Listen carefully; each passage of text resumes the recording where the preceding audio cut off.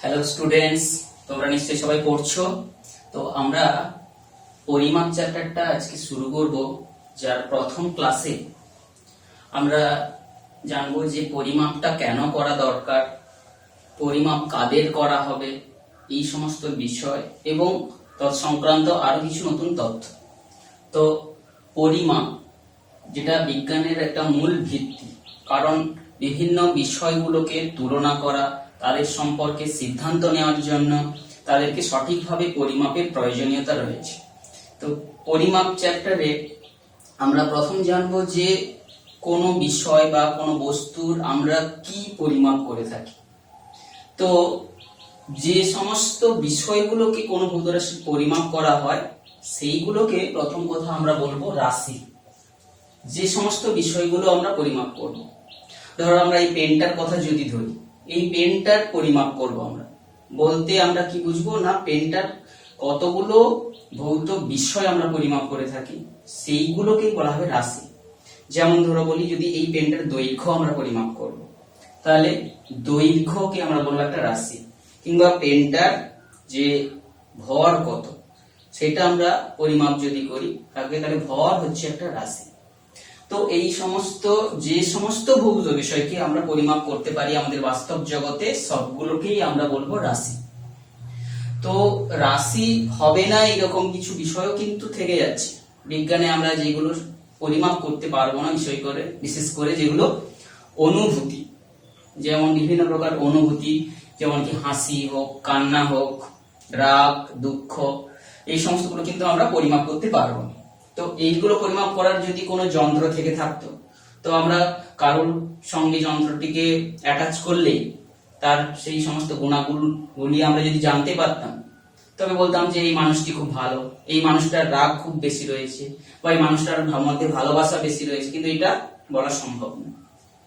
তো ওই সমস্ত যে গুণাগুণগুলি বা অনুভূতিগুলোকে আমরা রাশি বলছি না। তাহলে রাশি হচ্ছে শুধুমাত্র পরিমাপযোগ্য বিষয়গুলো। তো এখন রাশির প্রকার ভেদে আমরা চলে আসছি। রাশিগুলোকে পরিমাপ তো আমরা করলাম, পরিমাপ করার পরে যখন এদেরকে আমরা প্রকাশ করতে যাব, তো প্রকাশ করার পরে যদি তৃতীয় কোনো ব্যক্তি বা দ্বিতীয় কোনো ব্যক্তি সেই প্রকাশ ভঙ্গিটাকে দেখে তার সম্পর্কে সঠিক ধারণা লাভ করতে পারবে, তো সেইটার উপর ভিত্তি করে আমাদেরকে দুভাগে ভাগ করা রয়েছে। যেমন ধরো একটা রাশি আছে, যে সমস্ত রাশিগুলোকে শুধু মানটা বলে দিলেই আমরা তার সম্পর্কে সঠিক ধারণাটা লাভ করতে পারি। যেমন ধরো বলছি, এই পেনটার ভর কত হতে পারে, তোমরা বিজ্ঞানের ছাত্র হিসাবে একটা আন্দাজে এটা বলতে পারো কত হতে পারে। কেউ বলছে 50 গ্রাম, কেউ বলছে 100 গ্রাম, কেউ বলছে 75 গ্রাম। তো সে যাই বলবো না কেন, তো এই যে শুধু ভরের মানটাই বললে আমাদের কিন্তু হয়ে যাচ্ছে। তার সঙ্গে আমরা একটা ভাষা ইউজ করছি যে 50, এই গ্রাম কথাটা কিন্তু একক, তো অর্থাৎ মান একটা বলতে হবে। কিন্তু আমরা যদি এমন একটা ভৌত রাশির কথা বলছি, ধরো বল হচ্ছে কি একটা যা প্রয়োগ করলে তার আমরা রেজাল্ট পেয়ে থাকি, বা তার কিছু ঘটনা অন্য প্রকার ঘটনাকে ঘটিয়ে দেবে। তাহলে সেই বলটার আমি যদি মান বলি, ধরো কোন একটা ছাত্রের 50 নিউটন বল রয়েছে, এই কথাটা কিন্তু ততটা কোনো ভ্যালু নেই। বলটা যখন বলতে হবে, সেই বলটাকে সে কোন দিকে প্রযুক্ত করছে সেটা কিন্তু ইম্পর্টেন্ট। তাহলে যদি বলি সরে গেছে কোন একটা বস্তু, তো সেই সরে যাওয়ার বিষয়টা আমরা কোন একটা নির্দিষ্ট দিকে যখন সরে যায়, তখন সেই দিকটাকেও উল্লেখ করতে হবে মানটার সঙ্গে সঙ্গে। ধরো এখান থেকে 5 মিটার সরে গেছে, তাহলে 5 মিটার কোন দিকে সরে গেছে সেই দিকটা উল্লেখ না করলে আমাদের এই জায়গা থেকে 5 মিটার দূরে তো বহুত বা অনেকগুলো পজিশন হতে পারে। তো তার সম্পর্কে সঠিক বস্তুটার ধারণা লাভ করতে গেলে আমাদের তার দিকটাকে উল্লেখ করতে হবে। তো সেই মানের সঙ্গে সঙ্গে দিকটার উপর ভিত্তি করে সেটা আমরা দুভাগে ভাগ করছি, একটা হচ্ছে স্কেলার রাশি আর একটা হচ্ছে ভেক্টর রাশি। তাহলে যেগুলোর ক্ষেত্রে, যে ভৌত রাশিগুলোর ক্ষেত্রে কেবলমাত্র মানটাকে বললেই তার সম্পর্কে ধারণা পেয়ে যাচ্ছি সঠিকভাবে, সেটাই হচ্ছে স্কেলার রাশি। আর যে সমস্তগুলোর ক্ষেত্রে মানের সঙ্গে সঙ্গে দিক মান এবং দিক দুটোকে উল্লেখ করলে তো তবেই আমরা তার ধারণাটা সঠিকভাবে পেতে পারি, সেটাকেই বলা হচ্ছে ভেক্টর রাশি। তো এখন স্কেলার রাশিগুলোর আরো কিছু বৈশিষ্ট্য যেগুলো থেকে থাকে, যেগুলোকে সহজ বীজগাণিতিক পদ্ধতিতে কিন্তু যোগ বিয়োগ করে দেওয়া যায়, ঠিক আছে। আর ভেক্টর রাশিগুলোকে কিন্তু সহজ যোগ বিয়োগ প্রসেসে কিন্তু যোগ করা যাবে না। যেমন ধরো কোন একটা বস্তুর উপর আমি বল প্রয়োগ করছি, একটা দিক 5 নিউটন বল প্রয়োগ করছি, আবার ওই বস্তুটার উপর আমি ধরো 10 নিউটন বল প্রয়োগ করছি। এই দুটো বলের যোগফলই যে সবসময় এই বস্তুটার উপর 15 বল প্রযুক্ত করার সমান হবে তা কিন্তু নয়, কারণ এই দুটো বলের যোগফল তার দিকের উপর নির্ভর করবে। যখন আমরা ভেক্টর যোগ সম্পর্কে জানবো, যে ক্লাস 11-এ তোমরা যখন সায়েন্স নিয়ে ফিজিক্সে পড়বে, সেখানে ভেক্টর সম্পর্কে আরো ডিটেইলসে রয়েছে। তো ভেক্টর যোগের ক্ষেত্রে কিংবা তোমরা যখন তোমরা বল গতি চ্যাপ্টারের শেষ পর্যায়ে পড়বে সেখানেও, তাহলে এই বল দুটোর যোগ কিন্তু সামান্তরিক সূত্র অনুযায়ী হবে। অর্থাৎ কোন সামান্তরিকের দুটো সন্নিহিত বাহুর দ্বারা দুটো বলকে যদি বা ভেক্টর গুলোকে প্রকাশ করে দেওয়া যায়, তার কর্ণ বরাবর কিন্তু তার যে লব্ধিটাকে প্রকাশ করা হয়ে থাকে। সেই এখানে দুটো ছাড়াও যদি একটা বস্তুর উপর অসংখ্য বল, অসংখ্য না বলে আপাতত অনেকগুলো বলের কথা বলি, এগুলো যদি প্রযুক্ত হয় তখন বস্তুটা কোন দিকে যাবে। তো এখানে তাদের যোগের ক্ষেত্রে আমরা বহুভুজ সূত্র, যেটা আমরা পরে জানবো, বহুভুজ সূত্র এটা আবার কি না, কোন একটা বহুভুজের যে বাহুগুলো বরাবর ক্রমান্বয়ে এই বলগুলোকে যদি আমরা প্রকাশ করে দিতে পারি, তবে শেষ বাহুটার বিপরীত দিকে বিপরীত ক্রমে নিলে সেইটা তার রেজাল্টকে নির্দেশ করবে। তো সেটা আমরা এখানে বললে যদি বোঝালে অনেকটা টাইম যাবে, তো আমরা জাস্ট সংক্ষিপ্ত আকারে ছবিটা এঁকে দিচ্ছি। ধরো এই বলটাকে আমি বা এই 3 নম্বর বলটাকে আমি নিচ্ছি, একটা যেই রকম দিক বরাবর আছে সেইটাকে তুলে এনে মান এবং দিক বরাবর প্রকাশ করছি। 3টাকে নিয়েছি, 3-এর পর ধরো 4টাকে নিয়েছি, তাদের দিক বরাবর মান বরাবর যেভাবে আছে আমি এখানে স্কেল অনুযায়ী আঁকতে পারছি না, 4 প্রকাশ করলাম। 4-এর পর 5টা নিচের দিক বরাবর এইরকম ভাবে তুলে এনে বসালাম 5-এর পর মনে করো 1 আছে, একটা আবার একটা ধরো এরকম আছে, 1-এর পর 2 আছে, 2টা কোন দিকে আছে, এই দিক বরাবর, এরকম থেকে তুলে এনে এখানে বসালাম। তাহলে শেষ যে রেজাল্টটা তাহলে কোনটা হবে, এইখান থেকে আমরা যদি শুরু করি স্টার্টিং পয়েন্ট, তাহলে এখানে ক্রমান্বয়ে পরপর গিয়েছি বিপরীত ক্রমে, এই যে রেজাল্টটা, এই বাহুটার মান আর দিকটা কিন্তু এতগুলো যে বল প্রয়োগ করেছি তাদের লব্ধি বল, অর্থাৎ বস্তুটা প্রকৃতপক্ষে কোন দিকে যাবে, আমরা এই দিকে যাবে বলে আমরা ধরতে পারি।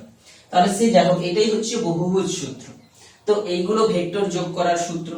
স্কেলারের ক্ষেত্রে সবসময় গুণ করলে, যেমন যোগের বিষয়টাও স্কেলার যোগ বীজগাণিতিক নিয়ম হয়, স্কেলারের ক্ষেত্রে গুণটাও কিন্তু সবসময় স্কেলারই হয়, কিন্তু ভেক্টরের ক্ষেত্রে, ভেক্টর রাশিগুলোর ক্ষেত্রে গুণ করলে সেটা স্কেলারও হতে পারে আবার ভেক্টরও হতে পারে। তো এইরকম স্কেলার রাশি কতগুলোর নাম তোমরা জানতে পারো, যেগুলো আছে দৈর্ঘ্য, ভর, সময়, তাপমাত্রা, তড়িৎ প্রবাহ, তারপরে হচ্ছে বস্তুর পরিমাণ, তারপরে আলোর তীব্রতা। এই সমস্ত বিভিন্ন ভৌত রাশিগুলো বলার ক্ষেত্রে কিন্তু কোনো দিক বলতে হচ্ছে না, শুধু মানটাই যথেষ্ট। অপরপক্ষে যদি তোমরা বলো সরণ, বেগ, ত্বরণ, মন্দন, তারপরে হচ্ছে অভিকর্ষজ ত্বরণ, এইগুলো হচ্ছে কিন্তু ভেক্টর রাশি। তো এখানে দুটো স্কেলার, যেটা ব্যতিক্রমী স্কেলার হয়ে থাকে, একটা চাপ, এটা কি হতে পারে, স্কেলার না ভেক্টর, কিংবা তড়িৎ প্রবাহ মাত্রা, এইগুলো কিন্তু প্রকৃতপক্ষে ভেক্টর রাশি না, এইগুলো স্কেলার রাশি। তড়িৎ প্রবাহ তোমরা জানো যে তার বরাবর একটা নির্দিষ্ট দিকে তো প্রবাহিত হচ্ছে, কিন্তু তবুও ওটা কিন্তু ভেক্টর রাশি নয়। কারণ কি, ওই তারটিকে আমরা যেদিক খুশি বাঁকিয়ে কিন্তু আমরা তার দিক চেঞ্জ করে দিতে পারি, কিন্তু সেই দুটো ভেক্টরের যোগফলের সূত্র অনুযায়ী কিন্তু তার মানগুলো চেঞ্জ হবে না।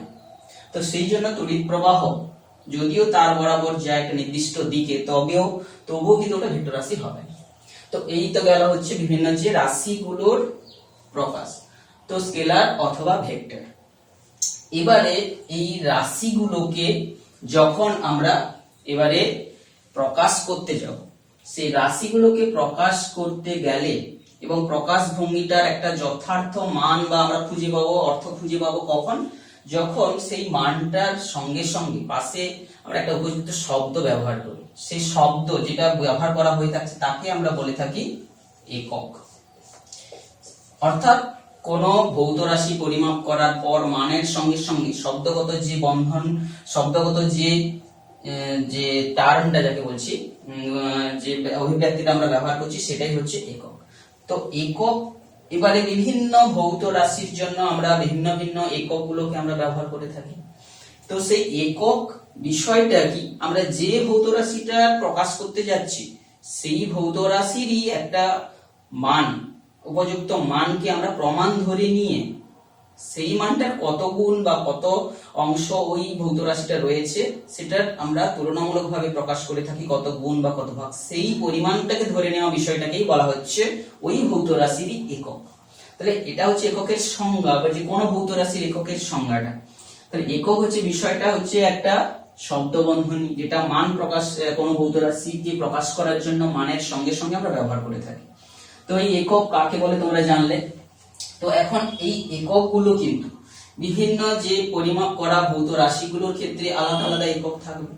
তো বিজ্ঞানের ক্ষেত্রে বিজ্ঞান শাখা যতটা উন্নত হয়েছে সেই অনুযায়ী বিজ্ঞানের যে বিভিন্ন শাখা প্রসারিত হয়েছে তার মধ্য থেকে আমরা বিজ্ঞানের 7টি মৌলিক একককে, মূল বিষয়কে আমরা পরিমাপযোগ্য বিষয়গুলোকে একক হিসাবে, মূল একক হিসাবে ধরেছি। যেমন দৈর্ঘ্য, দৈর্ঘ্য একটা মূল একক, মূল বা মৌলিক একক। এইটার উপর ভিত্তি করে অনেক কিছু অন্যগুলোকে আমরা প্রকাশ করতে পারি। তাছাড়া ভর, তাছাড়া সময়, তারপরে উষ্ণতা, তারপরে তড়িৎ প্রবাহ মাত্রা, তারপরে হচ্ছে বস্তুর পরিমাণ, তারপরে হচ্ছে আলোর তীব্রতা। এই কয়েকটা বিশেষ করে আমরা সব ধরনের যে বিজ্ঞানের শাখা থেকে আমরা বেছে নিয়ে দেখেছি এই সমস্ত ভৌত রাশিগুলো হচ্ছে মৌলিক। এদের উপর ভিত্তি করে করে আমরা আরো যে বিভিন্ন ভৌত রাশিগুলোকেও প্রকাশ করে দিতে পারি। তো এইগুলো হচ্ছে আমরা বলতে পারি মৌলিক বা মূল একক।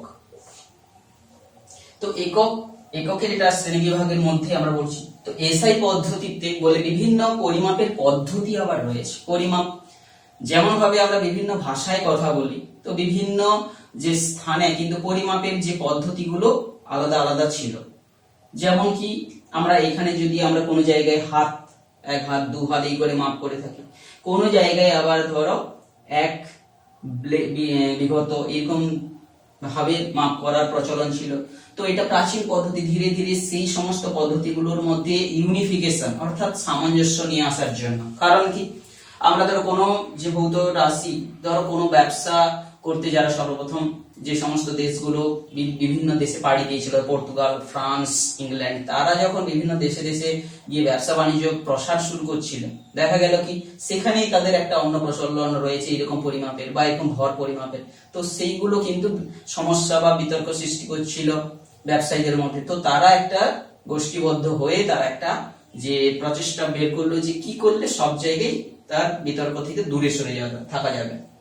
তো সেইগুলোর উপর ভিত্তি করে যে 1960 খ্রিস্টাব্দে এসআই পদ্ধতির প্রচলন হয়েছে, সেখানে 7টি মূল বিষয়গুলোকে প্রাথমিক হিসাবে ধরে নেওয়া হয়েছে। সেই দৈর্ঘ্যের জন্য আমরা মিটার কিংবা ভরের জন্য কিলোগ্রাম, সময়ের জন্য সেকেন্ড, উষ্ণতার জন্য টেম্পারেচার কেলভিনকে আমরা প্রকাশ করব, তড়িৎ প্রবাহ মাত্রাকে অ্যাম্পিয়ার, বস্তুর পরিমাণকে আমরা মোল বলে, আর আলোর তীব্রতাকে ক্যান্ডেলা বলে ধরে নিয়ে এইগুলোকে মৌলিক হিসাবে আমরা প্রকাশ করব। আর অন্য যে ভৌত রাশিগুলোর ক্ষেত্রে, তো ভৌত রাশি আরো যেগুলো আছে, ধরো ক্ষেত্রফল, আয়তন থেকে শুরু করে আরো যা সমস্ত কিছু পরপর আমরা বিজ্ঞানে পড়ার সময় যা কিছু জানবো সেইগুলো দেখবো যে এই সমস্ত গুলোকে দিয়েই তাদেরকে প্রকাশ করা সম্ভব। সেইগুলো হচ্ছে কিন্তু লব্ধ রাশি বা সেই সমস্ত লব্ধ রাশির এককগুলোকে বলা হচ্ছে লব্ধ একক। বোঝা যাচ্ছে? অর্থাৎ যেমন আমরা স্বরবর্ণ ব্যঞ্জন বর্ণের কথা জানি, ভাওয়েল কনসোনেন্টের কথা জানি, অর্থাৎ তাদের উপর নির্ভরশীল এরা হচ্ছে মৌলিক, এরা কারোর উপর নির্ভরশীল না, সেই রকম বিষয়টা। তো লব্ধ এককের মধ্যে তোমাদের আরো অনেক কিছু নামগুলো পারবে, চাপ, ঘনত্ব, ক্ষেত্রফল, আয়তন, বেগ, সময়, বেগ, ত্বরণ ইত্যাদি ইত্যাদি গুলো, এইগুলো সব কিন্তুই পাবে তোমরা লব্ধ একক হিসাবে। তো এখন চলে আসছি, এই একক কি সবারই থাকবে? সবার সমস্ত ভৌত রাশির একক যে হতেই হবে এমন নয়, কিছু কিছু একক বিহীন রাশিও থাকে। যেমন কি যে সমস্ত ভৌত রাশিগুলো অনেক সময় দুটো একই জাতীয় রাশির অনুপাত, যেমন আমরা বিজ্ঞানে যখন পড়বো বিকৃতি বিষয়টা, বিকৃতি কিংবা আপেক্ষিক গুরুত্ব, যেখানে বিকৃতি মানে কি দৈর্ঘ্যের পরিবর্তন বাই প্রাথমিক দৈর্ঘ্য, তাহলে উপরেই থাকছে তোমার দৈর্ঘ্যের একক, নিচেও থাকছে দৈর্ঘ্যের একক, তাহলে এই ক্ষেত্রে এককগুলো কেটে যাচ্ছে, এককহীন হয়ে যাবে। বা আরো জানবো যে পরে মাত্রাহীন হয়ে যাবে, কিন্তু সরি এককহীন হয়ে যাবে নয়, এটা মাত্রাহীন হয়ে যাবে, কিন্তু এদের কোনো, এবার অনেক সময় একক থাকবে আবার এককহীনও হতে পারে, সরি মাত্রাহীন, হ্যাঁ সরি, এক্ষেত্রে আমরা মাত্রা আর এককটাকে গুলিয়ে ফেলছি, যে এককটা অনেক সময় একই জাতীয় রাশির অনুপাত দেখে মনে হবে উপরে নিচে কাটাকাটি হয়ে গেছে, কিন্তু তার একটা একক আলাদা একক ভাবে তাকে প্রকাশ করা হয়ে থাকে। যেমন কোণের ক্ষেত্রে কোণ অংশ মানে আমরা জানি চাপ বাই ব্যাসার্ধ, দুটোর কিন্তু একক, যদি চাপের একক দৈর্ঘ্য, ব্যাসার্ধের একক দৈর্ঘ্য কেটে যাওয়ার কথা, কিন্তু এর একটা একক রেডিয়ান হিসাবে দেওয়া থাকছে। তো এইভাবে সমজাতীয় রাশির অনুপাতের ক্ষেত্রে সেখানে এককগুলো দেখে মনে হবে যে নেই, কিন্তু তার একটা আলাদা একক প্রচলন করা রয়েছে। এটা কোণের একক, সেরকম ঘন কোণের একক রয়েছে স্টেরেডিয়ান। তো এইটা হচ্ছে আজকে তোমাদের পড়ার মধ্যে থাকলো, যেটাতে আমরা আজকে প্রথমে যে পরিমাপ চ্যাপ্টারের রাশি সম্পর্কে জানলাম, রাশি কাকে বলে, কেন দরকার পড়ছে, তাদের ভাগগুলোই বা কি কি, সেই স্কেলার ভেক্টরের মধ্যে পার্থক্য লিখতে যদি দেয় তোমরা নিশ্চয়ই বলতে পারবে, বিভিন্ন রাশিগুলো দেওয়া থাকলে তাদের মধ্যে কোনটা স্কেলার রাশি কোনটা ভেক্টর রাশি তোমাদের বুঝতে হবে।